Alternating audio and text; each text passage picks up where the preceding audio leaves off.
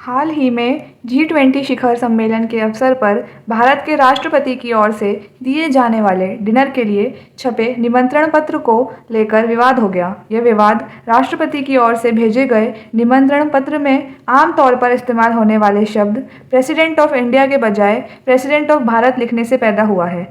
संविधान में दर्ज इंडिया दैट इज भारत को बदलकर केवल भारत करने की मांग पर बहस उठ रही है।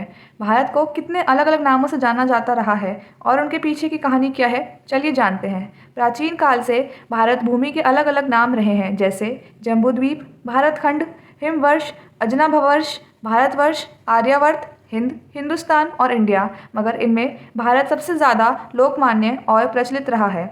इन नामों में कभी भूगोल उभर कर आता है तो कभी जातीय चेतना और कभी संस्कार। हिंद, हिंदुस्तान, इंडिया जैसे नामों में भूगोल उभर रहा है। इन नामों के मूल में यूं तो सिंधु नदी प्रमुखता से नजर आ रही है। इस रूप में देश के उत्तर पश्चिमी क्षेत्र को किसी समय सप्त सिंधु या पंजाब कहते थे, तो इसमें एक विशाल उपजाऊ इलाके को वहाँ बहने वाली 7 अथवा 5 प्रमुख धाराओं से पहचानने की बात है। इसी तरह भारत नाम के पीछे सप्त सैंधव क्षेत्र में पनपी अग्निहोत्र संस्कृति, अग्नि में आहुति देना, की पहचान है। इसी तरह पौराणिक काल में भरत नाम के अनेक व्यक्ति हुए हैं। दुष्यंत पुत्र के अलावा दशरथ पुत्र भारत भी प्रसिद्ध है, जिन्होंने राम की खड़ाऊ से राज किया। फिर नाट्य शास्त्र वाले भरत मुनि और एक राजश्री भरत का भी उल्लेख है, जिनके नाम पर जड़ भरत मुहावरा भी प्रसिद्ध हो गया। इसके अलावा मगध राज इंद्रद्युम्न के दरबार में एक भरत ऋषि, एक योगी भरत और पद्म पुराण में एक दुराचारी ब्राह्मण भरत का उल्लेख बताया जाता है। ऐतरेय ब्राह्मण में दुष्यंत पुत्र भरत से ही भारत नाम पड़ा।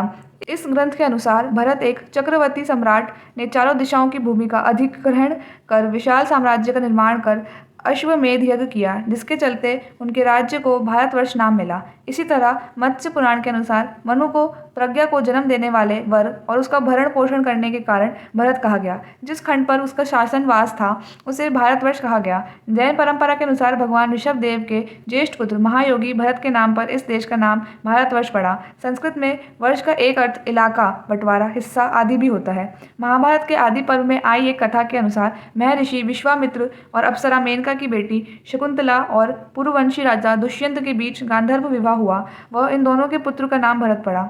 ऋषि कंडव ने आशीर्वाद दिया कि भरत आगे चलकर चक्रवर्ती सम्राट बनेंगे और उनके नाम पर इस भूखंड का नाम भारत प्रसिद्ध होगा। अधिकांश लोगों के दिमाग में भारत नाम की उत्पत्ति की यही प्रेम कथा लोकप्रिय है। इस प्रसंग पर कालिदास ने अभिज्ञान शाकुंतलम नामक महाकाव्य रचा। मूलतः यह प्रेमाख्यान है। इतिहासकारों का मानना है कि भरत जन्म इस देश में दुष्यंत पुत्र भरत से भी पहले से थे। इसलिए यह तार्किक है कि भारत का नाम किसी व्यक्ति विशेष के नाम पर न होकर जाति समूह के नाम पर प्रचलित है।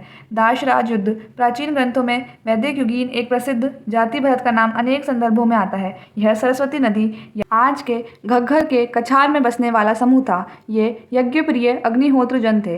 इन्हीं भरत जन के नाम से उस समय के समूचे भूखंड का नाम भारतवर्ष हुआ। विद्वानों के मुताबिक भरत जाति के मुखिया सुदास थे।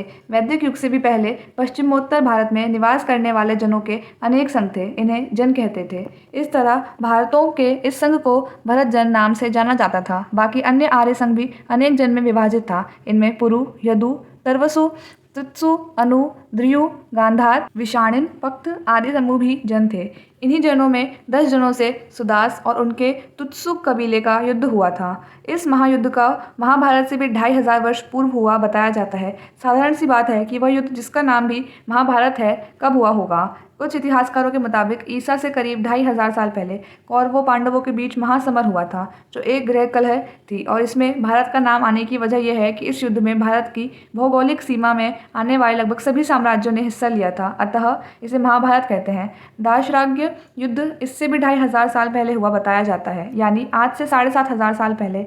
इसमें त्रित्सु जाति के लोगों ने 10 राज्यों के संघ पर अभूतपूर्व विजय प्राप्त की। त्रित्सु जनों को भरतों का संघ कहा जाता था। इस युद्ध से पहले यह क्षेत्र अनेक नामों से प्रसिद्ध था। इस विजय के बाद तत्कालीन आर्यवर्त में भरत जनों का वर्चस्व बढ़ा और तत्कालीन जनपदों के महासंघ का नाम भारत हुआ, अर्थात भरतों का। अब बात करते हैं हिंद, हिंदी, हिंदिश, हिंदवान, हिंदुस्तान की।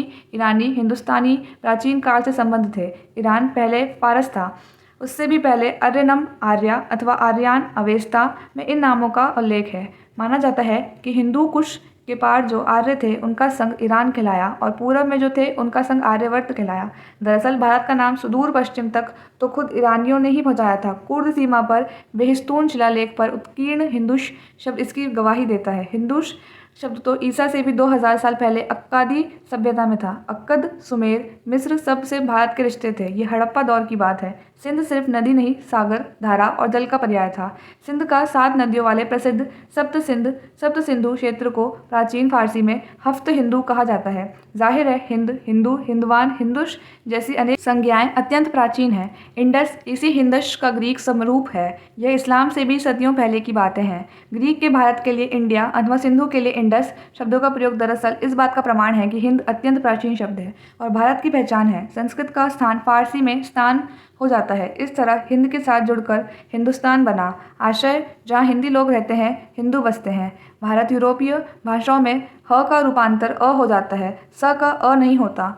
मेसोपोटामिया संस्कृतियों से हिंदुओं का भी संपर्क था। हिंदू दरअसल ग्रीक, इंडस, अरब, अक्काद, पर्शियन संबंधों का परिणाम है।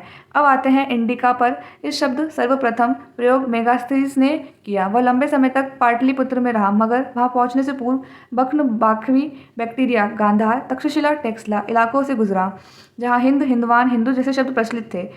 उसने ग्रीक स्वर तंत्र के अनुरूप इनके इंडस, इंडिया जैसे रूप ग्रहण किए। ये ईसा से 3 सदी और मोहम्मद से 10 सदी पहले की बात है। और जहाँ तक जम्बूद्वीप की बात है, ये सबसे पुराना नाम है। आज के भारत, आर्यवर्त, भारतवर्ष से भी प्राचीन, परंतु ये समस्त विवरण बहुत विस्तार भी मांगते हैं और इन पर अभी गहन शोध चल रहे हैं। जामुन फल को संस्कृति में जम्बू कहा जाता है। अनेक उल्लेख हैं कि इस केंद्रीय भूमि पर यानी आज के भारत में किसी काल में जामुन के पेड़ की बहुलता थी। इसी वजह से इसे जम्बूद्वीप कहा गया। जो भी हो, हमारी भावनाएं जम्बूद्वीप के साथ नहीं, भारत नाम से जुड़ी हैं। भरत संज्ञा की सभी परतों में भारत होने की अलग अलग कहानी छुपी हुई है।